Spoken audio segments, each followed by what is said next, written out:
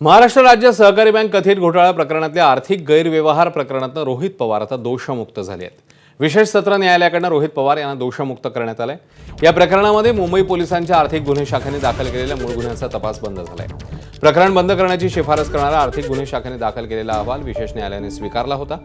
त्यामुळे या गुन्ह्याच्या आधारे ईडीने दाखल केलेलं प्रकरण कायम राहू शकत नाही असा दावा करून रोहित यांनी दोषमुक्तीच्या मागणीसाठी विशेष न्यायालयात अर्ज केला होता। आपल्या विरोधात ईडीने केलेले आरोप खोटे आहेत आणि खटला दाखल केला जाऊ शकत नाही असा दावाही रोहित यांनी अर्जात केला होता। त्या अर्जानुसार रोहित पवार यांना विशेष सत्र न्यायालयाने दोषमुक्त केले। राजकीय दबाव असल्यामुळे तिथे असणाऱ्या अधिकाऱ्यांना आम्हाला न्याय देण्यासाठी थोडीशी अडचण येत होते। कोर्टामध्ये गेल्यानंतर कोर्टामध्ये योग्य पद्धतीचा युक्तिवाद जेव्हा झाला तेव्हा कोर्टाकडनं आम्हाला न्याय मिळाला। त्यामुळे आज जज असतील व जी न्याय देवता आहे त्यांनी आम्हाला न्याय दिला, त्यासाठी मी मनापासून त्यांचा आभार व्यक्त करतो।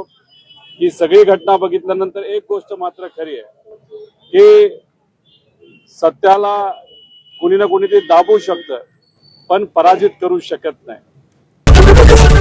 एबीपी माझा, उघडा डोळे बघा नीट।